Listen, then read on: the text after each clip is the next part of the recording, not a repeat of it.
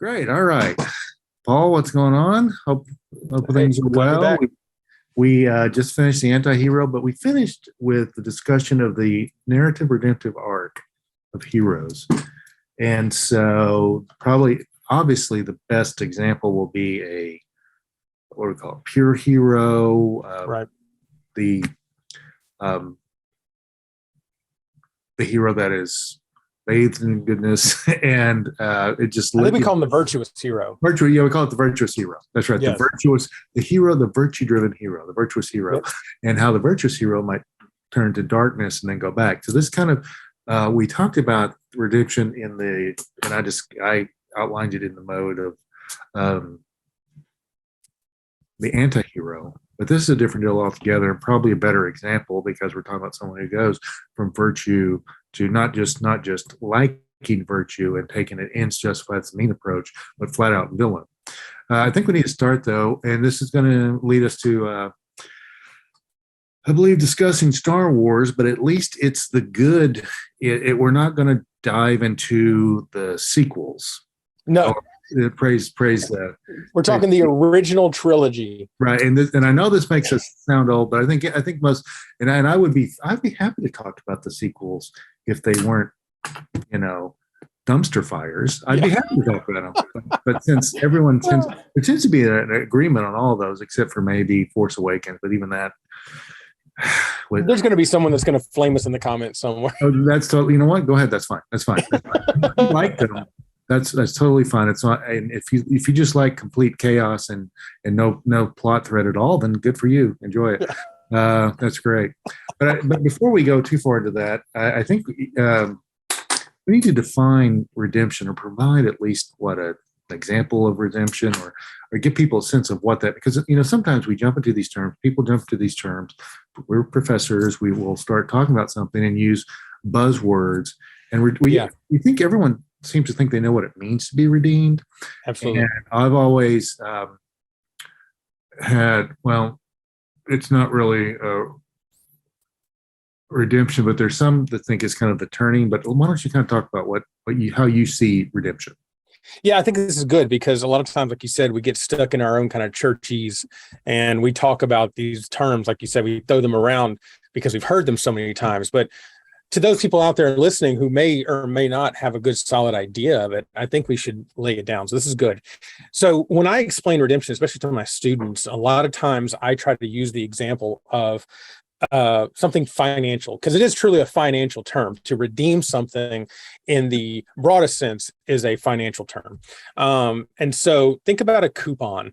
Like if I go have a coupon for, a free Whopper, no purchase necessary, coupon for a free Whopper. I take that coupon, which is literally a piece of paper. It's not a Whopper itself. I mean, I'm talking philosophically. It's not a Whopper. It's not the material of one. It's literally paper with an image of one. Practically zero value whatsoever. And I give this to them. In lining up with the nutritional value of the Whopper. Yeah. True. If I give this coupon to the people at Burger King and they give me back a Whopper, I've exchanged something of practically no value for something of value. Right. Same way our monetary system works, right? We could talk about the gold standard all day long, but the idea was the paper promissory notes are based on the fact that there's some entity that says that paper that really has very little value. I mean, you can't eat it and maybe it would burn for 30 seconds, so it has no real intrinsic value of itself. That object is valuable to us, and we have the authority and the power to make it so. Even though we know it has no true value, we consider it valuable. And so that I think with we're not going to get into this, but the emergence of, if it's still emerging, Bitcoin, and people went, okay, how can we just establish this cryptocurrency? And it really comes down to that there's at least two people who would say, well, this is a medium of exchange. And I agree. Right. And I determine that there is value in that. And I'm going to give you a product that you think is valuable, and we'll have this exchange. Yeah. Absolutely. Yeah. It's the basic exchange of goods is based on this idea that there is something, especially like in our dollar system, that is of no value, right, intrinsically, that we get something valuable for.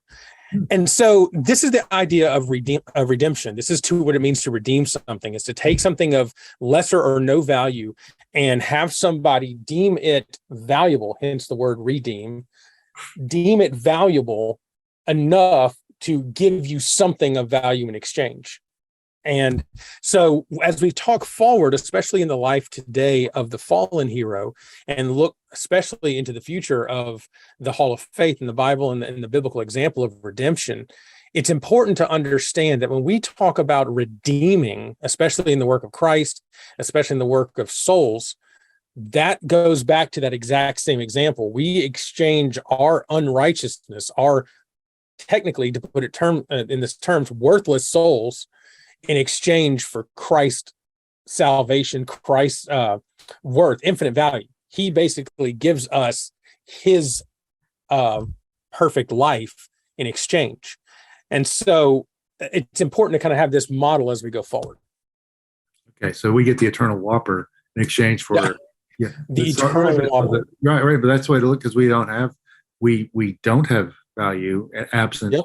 It's kind of like our covenant with God. It's we don't have to engage and agree to be part of the covenant, but if we do, we can't say, well, what about, what if you threw in like a late model car, a Ferrari?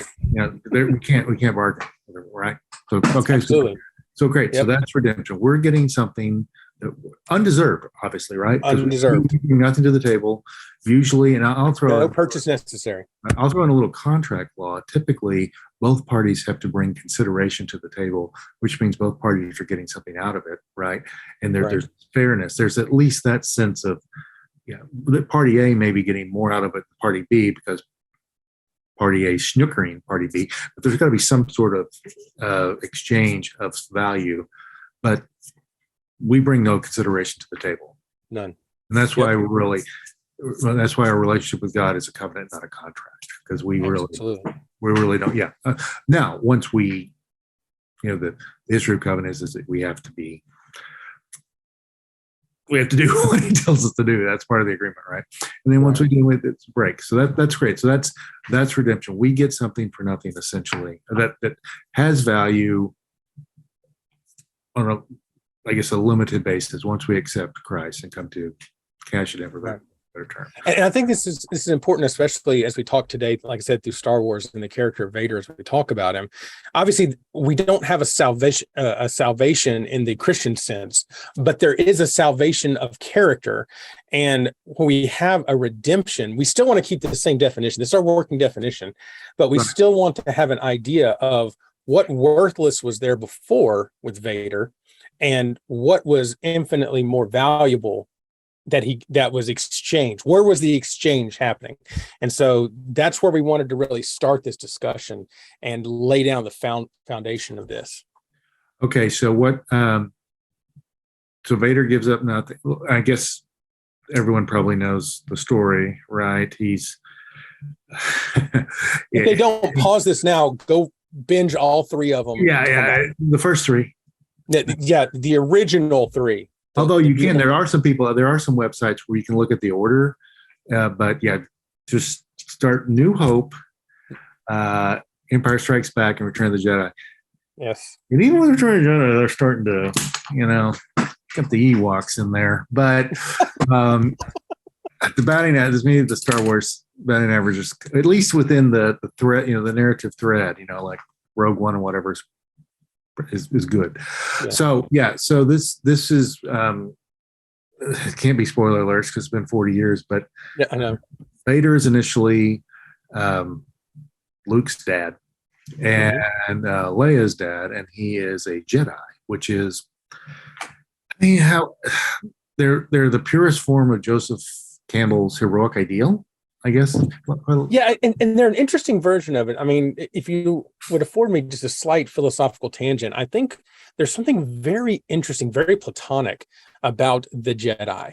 This idea of you have to eschew emotion, you have to push aside passion, right? And focus on, quite literally, the formic idea of the ideal, the Jedi way, the Jedi teachings, right? That is where purity lies, is following the force, following the path of the light, as opposed to these that are, passionate. The famous line that only the Sith deal in absolutes, right? Right. This idea that your passion would drive you to love something would ultimately lead to hate. That two sides of the same coin. To want something would lead to finding ways to get that. And so there's this very very platonic idea of pushing aside emotion to be a Jedi, and they often come across as very very stoic, very Yeah. very monastic almost. Yeah, and very logic. Very logic, yes, very much. This is almost bordering on Marcus Aurelius levels of stoicism. Yeah, just very. This is this is the way. This is the approach we're taking. This is why. And so any integration of emotion. And by the way, I will say this. And of course, Star Wars is in a different world, so maybe this is not fair to because they're dealing with all sorts of beings, sentient beings. But I've often said that because I like to think of myself as more logical than emotional. But I do note that it is illogical to not consider emotions. Right.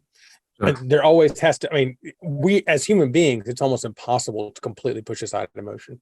So as we look at the character of Vader, especially in the range of Jedi,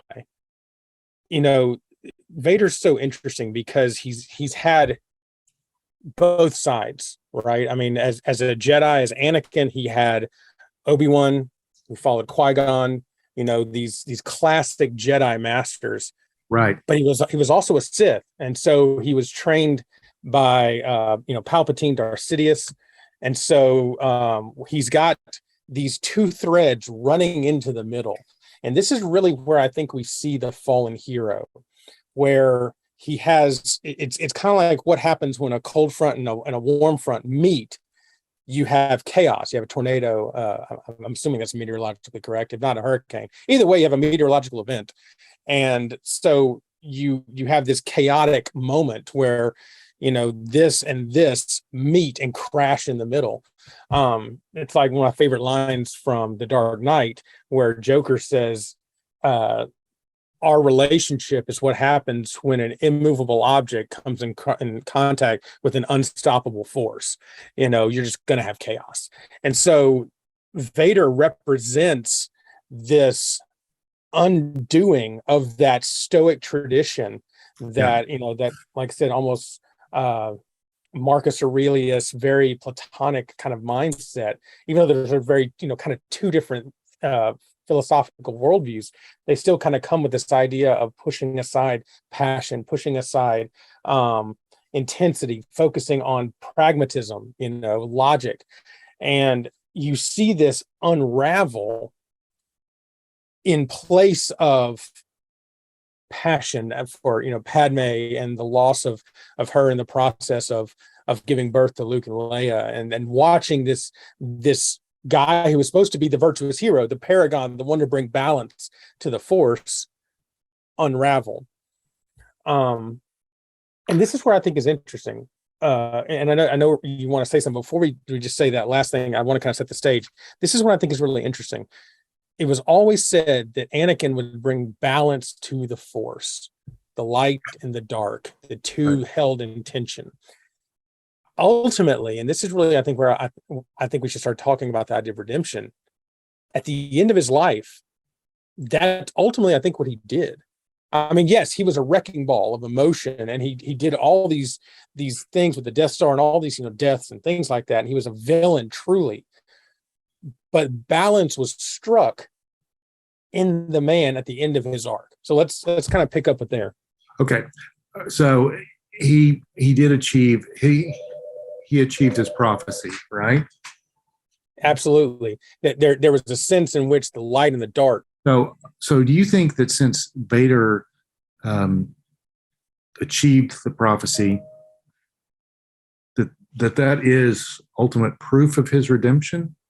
Well, and this is why I think we have to be careful about our definition. Let's go back to our working definition. We're exchanging something of no value for something of value, right? So at some point, let's look at the arc of Vader. And for those who, I mean, like I said, most people should know at this point kind of where we are in the narrative. But for those who don't know, started off as a kid, Anakin. If you go into the prequels, he was discovered to, yeah. past the Gungans. He was discovered to have high metachlorian level. Metachlorians are just the little MacGuffin, basically the little thing that drives the story forward that says these can feel the force and resonate the force of people. Which they brought up in the but basically he had a lot of power, intrinsic. It was definite, and the Jedi Council said, "Hey, this kid has the potential to bring balance or to destroy everything. So we need to go ahead and lock him down now." And so they send Qui-Gon Jinn and Obi-Wan, the young Obi-Wan, to obtain Anakin and to start training him. And so the entire prequels are the pre-Anakin before Darth Vader story. His rise to one of the greatest young Jedi in the Order. Very powerful, very resonant with the Force. And all of a sudden, we start seeing the corruption take place and take root in his mind. Now, at this point, his prophecy is still unsettled, right? He could still bring balance. We don't know what that means. He could be one of the greatest or the worst things ever. I mean, it's very much unwritten. But the minute he starts getting that corruption, we start seeing, okay, this is going to go badly really quickly. And it does. We see, he literally single-handedly almost destroys the entire Jedi Order, hunts them down. Was it Order 66, I think, or something? 66. Yep. And so he hunts down the Jedi from the far corners of the universe. Potter one. Kills them all, kills the kids. They call them the younglings, the Potter Jedi trainees. I mean, just descends into the depths of villainy, right? I'm also, I'm reminded of that quote from Jesus when he says, "The eyes are the light of the soul, but if they go dark, how deep is that darkness?" This idea of the bright shining light that was the future hope of the Jedi Order. When he goes dark, like what he does. And so, there's a couple of things that are questions that come to mind immediately. One of which is, what spurred the trajectory? Obviously, we know the Emperor was manipulative and had evil. It was a Sith Lord and was very and understood. And I guess that's part of the situation. It's maybe you'll agree or disagree. It's when you manipulate someone, you don't manipulate logic. Yes, some people can make it. They can sometimes do that, but they're really manipulating emotions. So absolutely. So I think one of the things you have to know is that he always had these emotions, and you wonder if, I guess that the Jedi recognized that, but then the Jedi didn't know how to. Let's be frank. Nobody ever critiques the Jedi, but the Jedi didn't know what to do with it, other than tell them you need to be less emotional. Okay, great. And so the other question is, would he? So this is one of the reasons I asked if he carried out his prophecy and actually brought balance to the universe, the galaxy. Even though eventually with the sequels that show that it comes in balance, but could he have done that as a strictly staying within the Jedi ideal? Like if he had said, could he have? Like had he not fallen? Right. Did he need to fall to accomplish that? So this is why I think this conversation is so interesting to us as Christians, because you start getting into the problem of evil to some degree.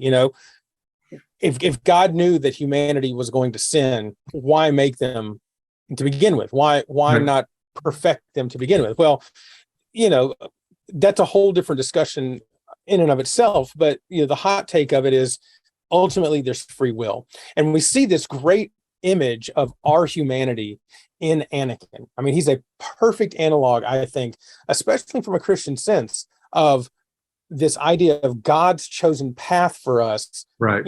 as it says in First Peter, for God didn't want any to fall into judgment, but for all to be saved. I mean, God wanted us to Right. follow him, but he knew, given all possible worlds, what we're talking, possible worlds language is obviously, very Plantinga, he was a big proponent of this.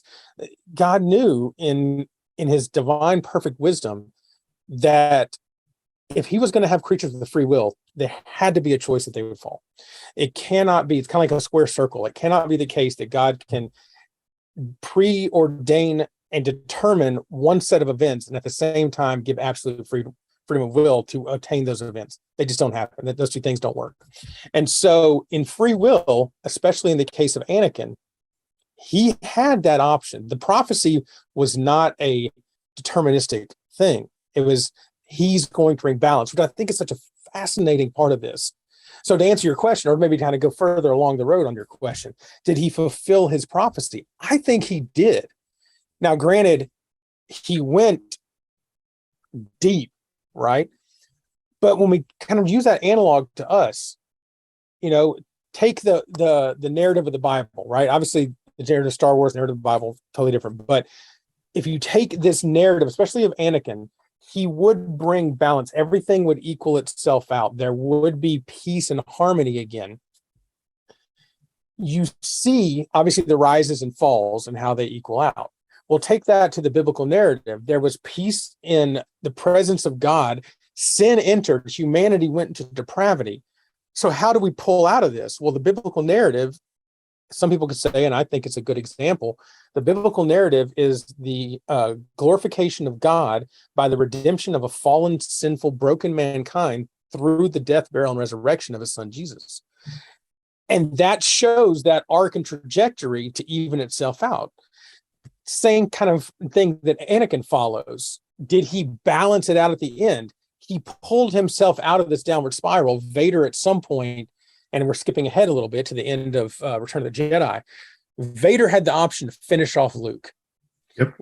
Luke was going to, Luke as the heir apparent was going to be, and again, the narratives of the later sequels were a little wonky, but this idea that Luke became that kind of gray Jedi, that balancing force that Vader was supposed to be. Right. Well, Vader had the option to kill Luke at the end of Return of the Jedi, but instead he chose love. He chose to love his son, and he chose to kill the Emperor instead. Right. Either he was going to kill Luke or he was going to let the Emperor finish him off. Right. Absolutely. Yeah. And so actually, yeah, I think that's better narrative point. The Emperor was killing Luke. Luke was calling out to Vader as father. Vader could either stand still and let the Emperor kill him, or he could use the last remaining strength he had to kill the Emperor and stop it and allow Luke to live, which is ultimately what he did. Yep. And in doing so, he now swung the pendulum back the other way. Now we're back on the uptick.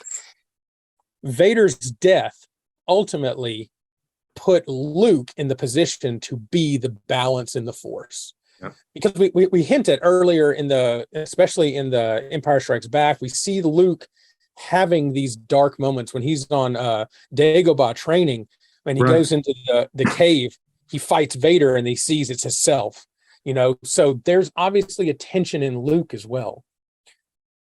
But Luke is that galvanizing force that brings Vader's back to zero. And I guess a couple things. We don't, certainly in the original trilogy, Luke never finishes his, even though he looks like he's all Jedi'd up in Return of the Jedi, he didn't really finish his training, as I recall. And so I think he had that last meeting he didn't finish his training, but then there was no one left to train him. And Yoda says you're ready, and that's probably just said that because he's about to pass on to be one of those apparitions. And so he's like, you're good, you're fine, because there's something I can do now anyway. So here's your honorary doctorate. There you go. Yeah, here you go. You're good. And go ahead. You this is close enough. You defended your dissertation. You're good. So that's probably why. So that's important to note that he probably was still, and I think of course, I didn't watch the prequels intensely, but I'm guessing Anakin did finish his training as a Jedi. So And in theory, he finished his training as a Sith. And so yeah, and again, someone's probably going to flame me in the comments, but to my understanding of the Jedi and the Sith, they are literally two sides of the same coin. They right. both use the Force, they both have a power, they both have similar kind of training and aspects and abilities. One uses them for the more stoic, pragmatic Yeah. mindset of furthering peace and prosperity. The other allows their emotions to get the better of them and therefore are swung to extremes and therefore generally toward violence and evil. I would also note that one would tend to be more the Sith pursue order, right? And a very weird sense of order. I mean, well, yeah. Very well. We've kind of talked about this, how order can be like when we talked about fascism, that was a very weird sense of order. In fact, it was an extreme sense of order. And so the Sith interpreted this extreme sense of order, but they definitely, I mean, that's part of the political stuff you saw from the prequel, how they pivoted from democracy in the Senate. Not too far like Rome, even back in the day, that they went through the same thing, and how the emperor moved to unify power. Absolutely. And so order probably would just be another way of saying we have complete control. Yeah. There was this sense that they needed, and of course that's, so then it becomes the question, is order just a political buzzword that they use to get people to go, oh yeah, we do need order, and you can, but the only true order is through the Sith. So yeah. So that's part of it too. Whereas I'm guessing that logically the Jedi would sense, I guess, free will to a certain extent. But and that's an interesting point too, because you got to think. I mean, if there's free will, I don't think that they would resist free will, but I think what they would say is that through the following of the Jedi tenets, they temper your will into more of a, honestly, it's going to sound weird, like a blunted object. It's there. The Sith sharpen the will to a place where it literally just carves, right? The Jedi would blunt the will so that the will of the individuals becomes the will of the Jedi Council, the will of the betterment of society. You become a piece of the order, as opposed to, think about the Sith. The Jedi had councils and orders and training grounds. There was always one master and one student. Kind of an individual in the Sith mindset. And that I think very much juxtaposes this idea of Jedi order following the path, following the plan. Sith order, be a shining star where you are and just, wreak havoc. Right. Or to maintain your control and your power. Right. Yeah. You're whatever you have and you grab. Right. We could do a deep dive on political philosophy and Machiavellian, but we won't do that. But what we're talking about, is again the redemption, and how we believe that, I guess that the proof that Vader was redeemed was that he did carry out his prophecy. He did. Yeah. I think the fact that he did carry out what his life from a narrative standpoint was meant to be. Now, whether you could look at, if you took slices at any given part of his time section throughout those first 6 movies, you would get all different answers, right? Yeah. Depending on which one of the parts of the trilogy you were in, you would get totally different ideas as to what Vader was doing at any given point. But holistically, and this is important, I think, as we go forward into the Hall of Faith, people like Samson, and I'll mention this next time we talk, but why is Samson mentioned in the Hall of Faith? He was a heinous person, individual, and so the question then becomes, was there a redemption of purpose? Was there a redemption of narrative in there? And we'll talk about that. That's a teaser for next time. But I think in Vader's case, was there a redemption of his narrative? Was there a redemption of who his character was? I think yes. He ultimately brought balance by killing off Darth Sidious and allowing his son to fulfill what he couldn't do. And sacrificing himself. Yes. That's right. So in a sense, he did carry it out, but he didn't. He carried it out through his son. Yeah, I mean, but he definitely, he set it up. But he had to step out of the way because he was his Darth Vader, right? He was a Sith Lord. The Sith were always, and we're getting into some of the nuance of the story, but the Sith are always one master, one student. Right. Two. There's nothing that says, and I think this is very plausible, that had Vader, let's say, killed the Emperor and lived, he could not have taken his son under his wing as Sith Lord and student.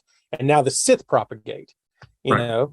But because he made that conscious choice, you have one Sith killing the last remaining Jedi.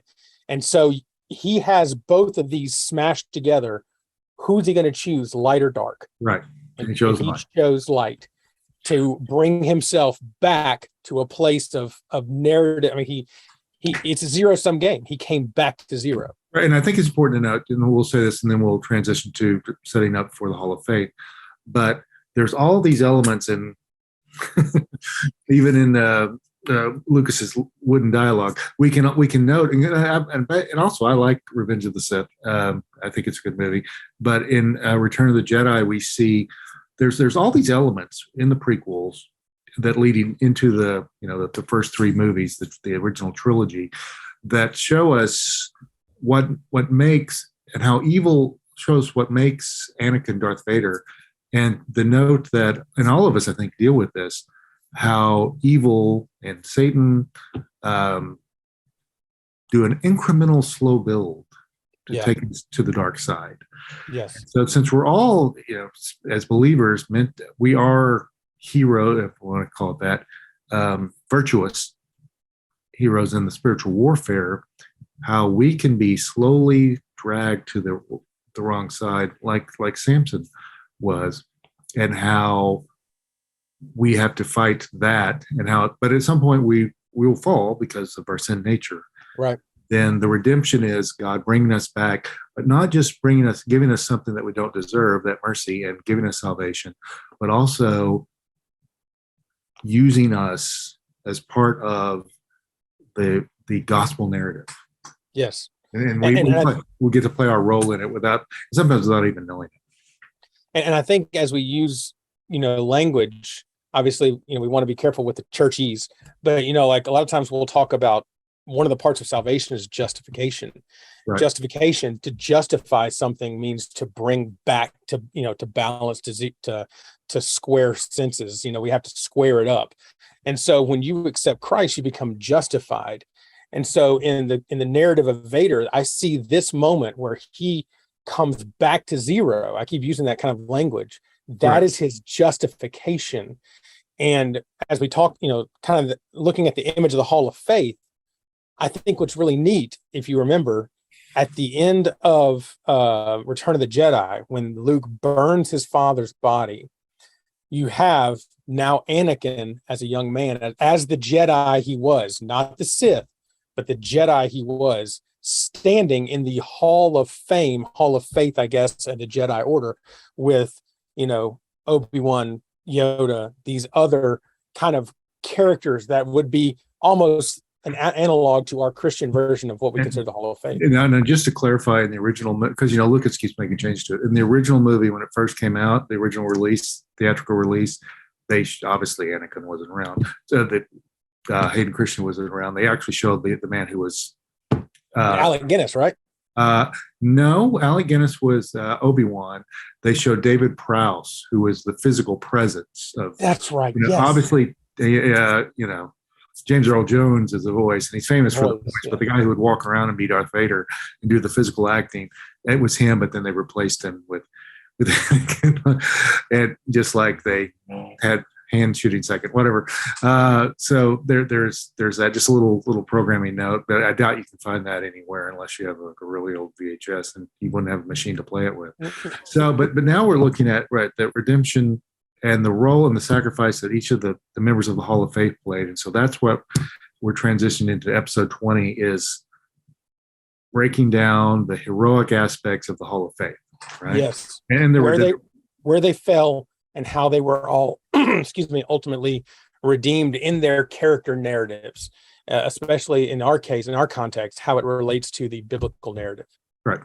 So that's for next episode, but that's how it connects to what we're talking about today. So that's episode 20. So hop on over, and we have some really good stuff there, discussing the Hall of Faith and how people qualified for it, what they went through.